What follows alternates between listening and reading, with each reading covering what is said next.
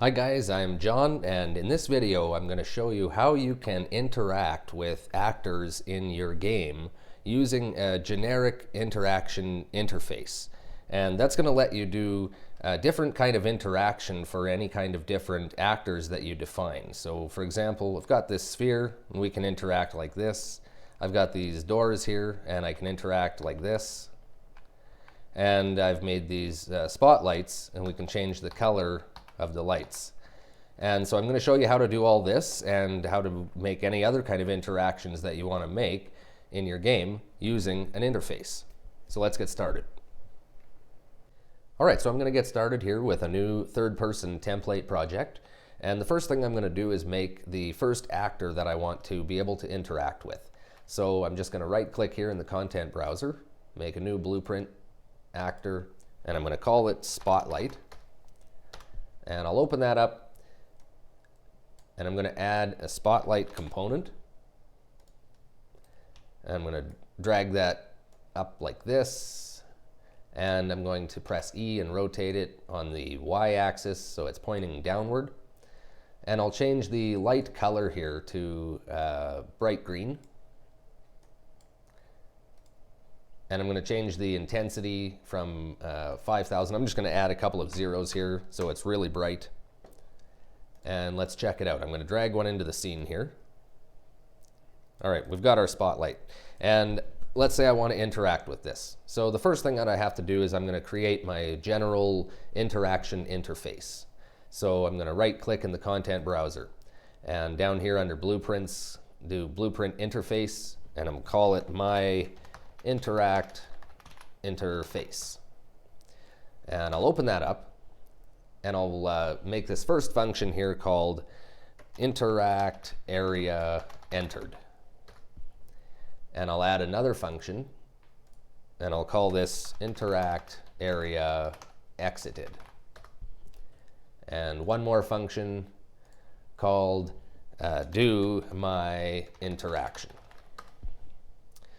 Okay, and I'll leave that for now. I'm going to go back to the, I'll just compile that, go back to the Spotlight actor, and I'm going to go to the class settings in the toolbar here, and go over to interfaces, and we'll add, and I'm going to type in my, and find my interact interface, and I'll compile. And now what I want to do is I want to add a trigger volume that the player can enter or exit so that we can determine whether we can interact with this object or not, this actor. So I'll go here and just add another component, a collision, capsule collision. In this case, I'm going to use this shape and I'll just call this trigger capsule.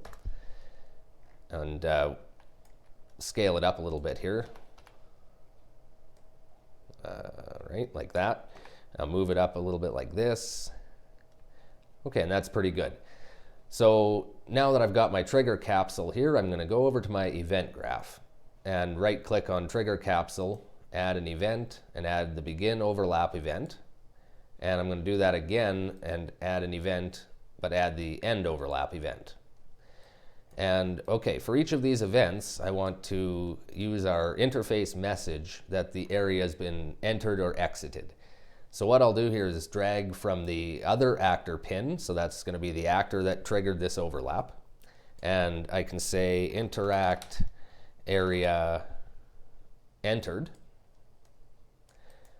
And for the end overlap, I'm going to do the same thing, drag off of the other actor here, and I'm going to say interact area exited. Okay, so pretty simple so far. On overlap, it's going to send this message. When the overlap ends, it's going to send this message. And so now we need to define something on the receiving end for the actor that's going to get this message. And so I'm going to actually go and open up my third-person character blueprint from the template project.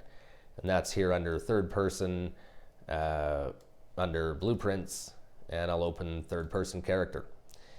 And so first thing I'll do is go to class settings here on the toolbar and go to interfaces and add my interact interface. And I'll compile.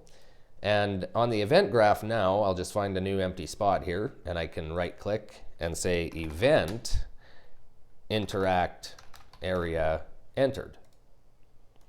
And I'm going to right click again and say event interact area exited. So this is the counterpart now. I'll just go back to my spotlight and see this is the message that we're sending, and it's got the envelope here and it's a blue node. On the other end, we're doing the event that happens when we receive this message. So what we want to do is we're actually just going to make a widget that we can show to start with. So I'm going to go back here to the content browser. I'll just select the content root, right click, and make a user interface widget blueprint. User widget, and I'm going to call this interact message. And I'll open that up. All right, and in Unreal Engine 4, you already have a canvas panel here. You should. In Unreal Engine 5, I need to add that first. So I'm going to add a canvas panel. I'll drag that down here. And then I'm going to find text and just drag a text here to maybe about this location on the panel. And I'll just change this text to say press E to interact, and maybe make the font a bit bigger here. Let's say we make it about 50. Okay, so that's pretty good. And I'll compile and close that. And I'm going to do, in my third person character on the event graph, I'm going to right click, type in begin play. I'll drag from that and say create widget. And I'll select the interact message. And from the return value, drag from that, I'm going to promote to a variable and type in interact message. Okay. So that's going to create the widget on begin play, but it doesn't add it to the viewport or anything. What we're going to do is add it to the viewport when we enter an area. So we'll say, grab this interact message here, get, and say add to viewport. And when we exit the area, we'll take the interact message here and say remove from parent.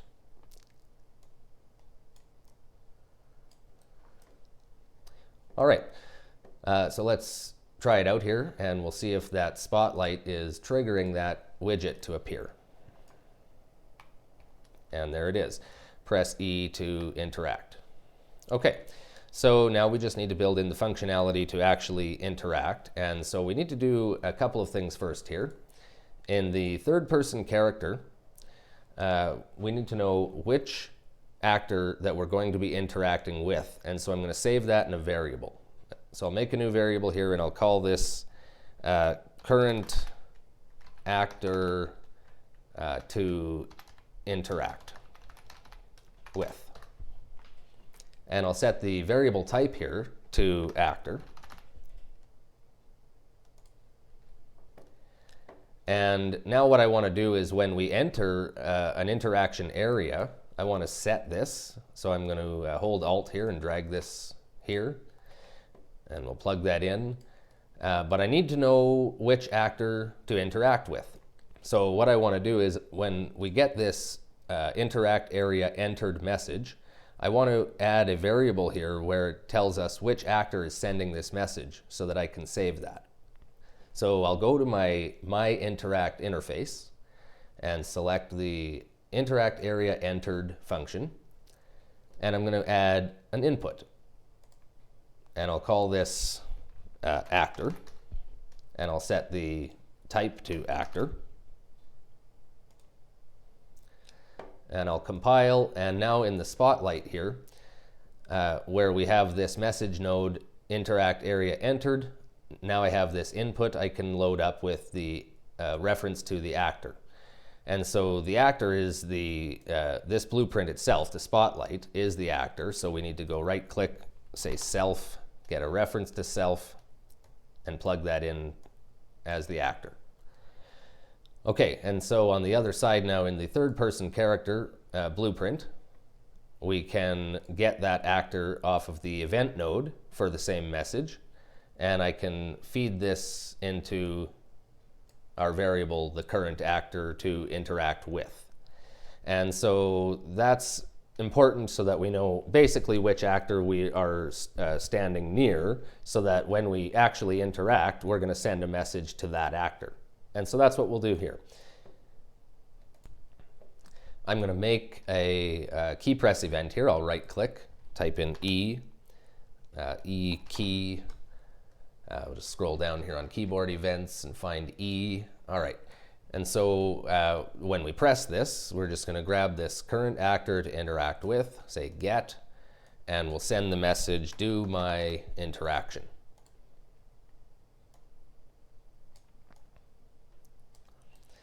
All right.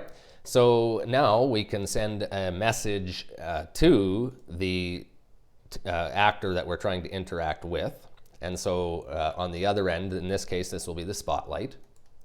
And so we need to define the event. And so I'll say event, do my interaction. And here we're going to define what we want an interaction to mean for this actor.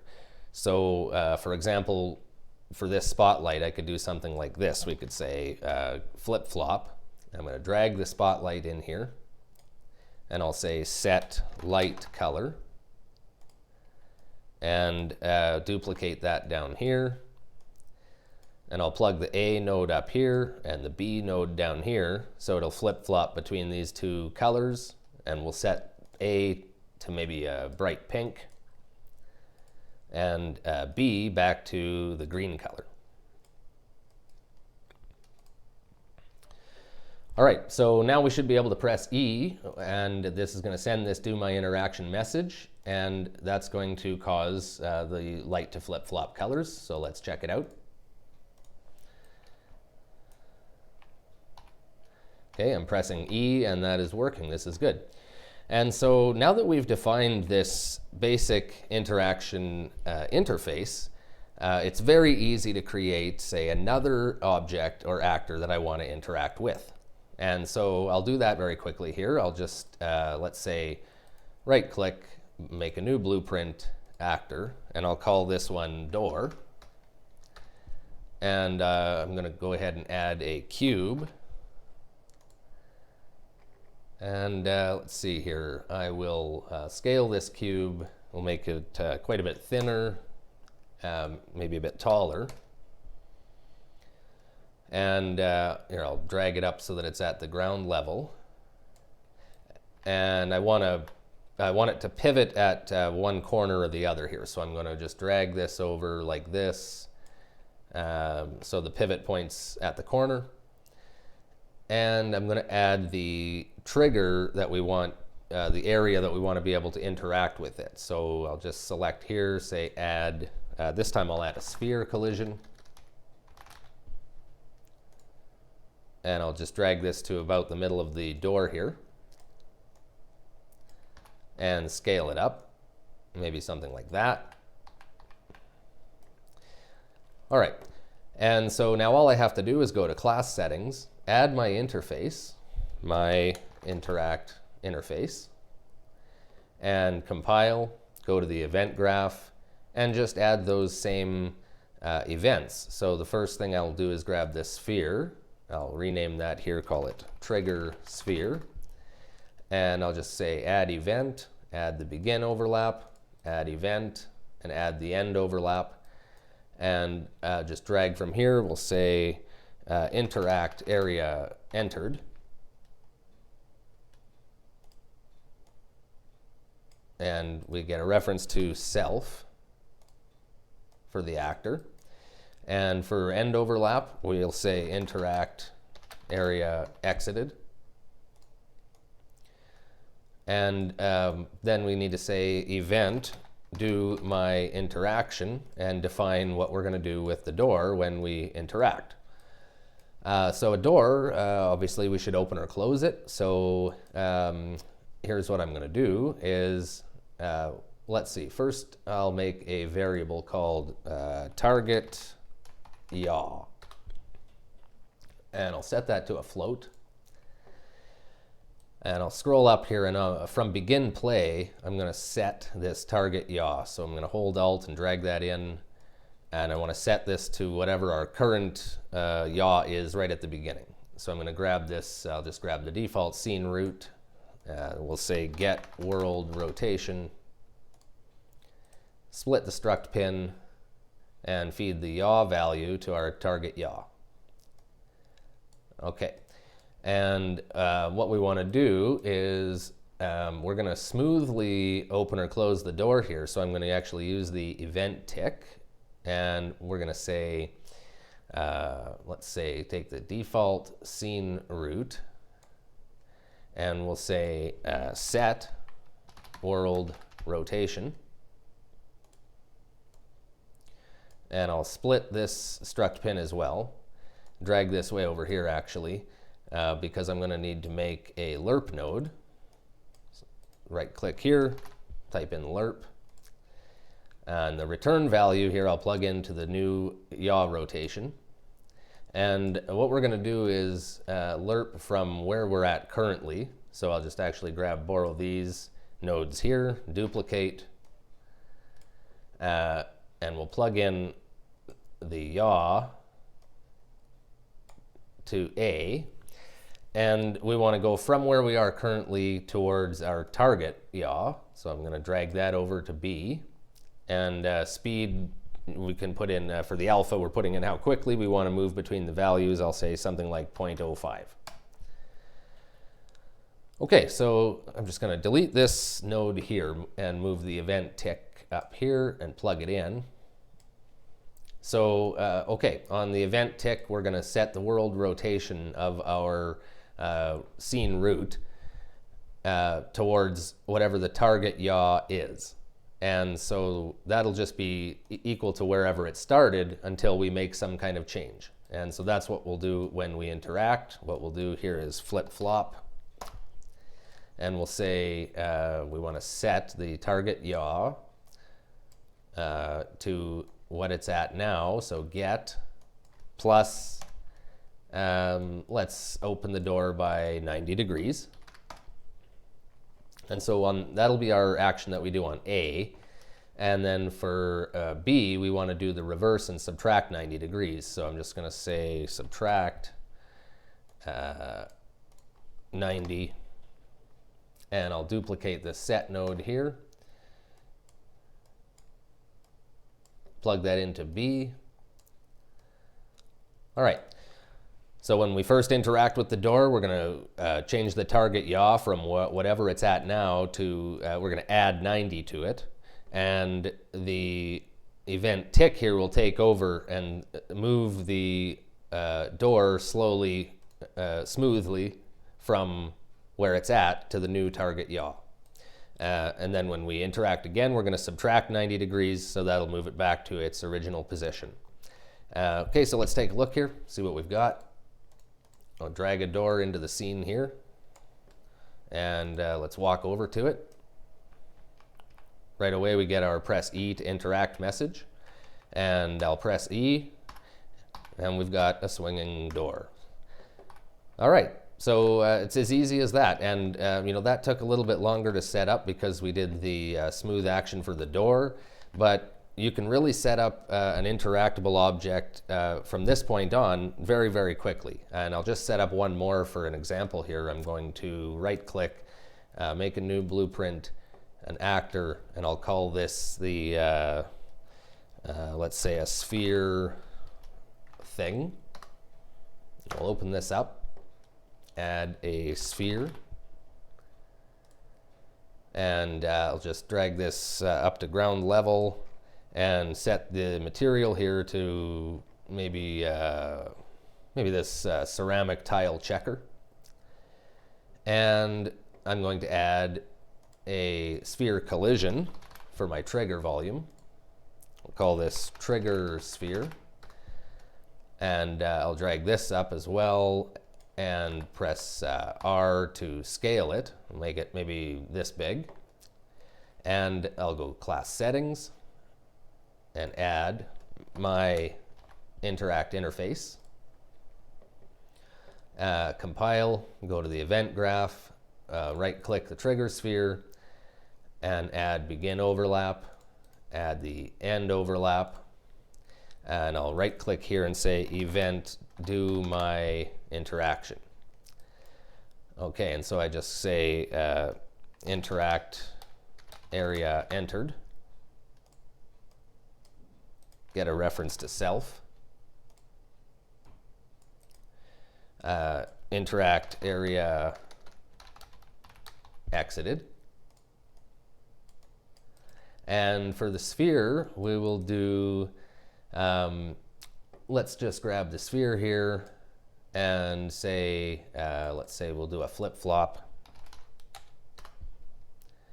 And I can do something like, we'll set the material. And we'll set the material to something else, and then we'll change it back. So A, we'll set it to, let's say, this clay. And B, we'll set it back to ceramic tile checker. Okay, and so that's basically it. That maybe was what, a minute or a minute and a half, and I've created this additional interactable that I can drag into the scene, and I can now walk up to this and we can interact with it. And that's how quickly you can set up a new object to interact with.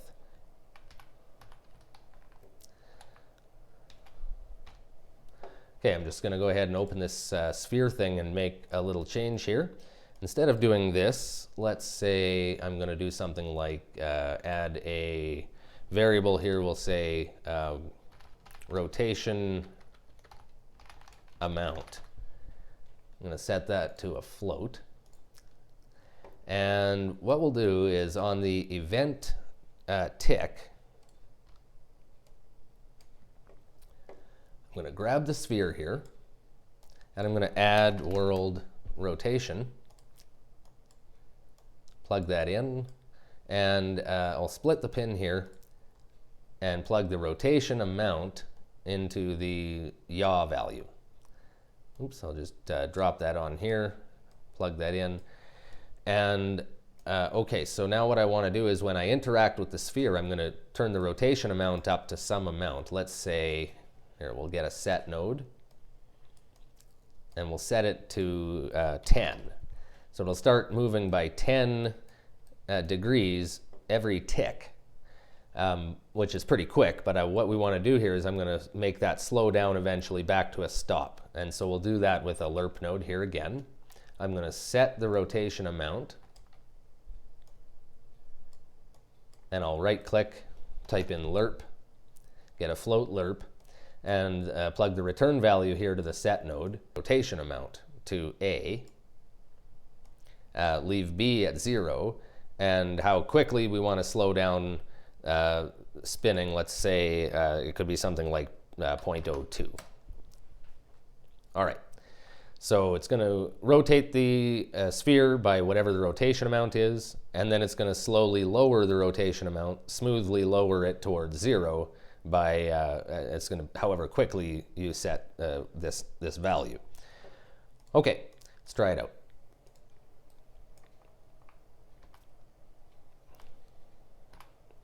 Perfect.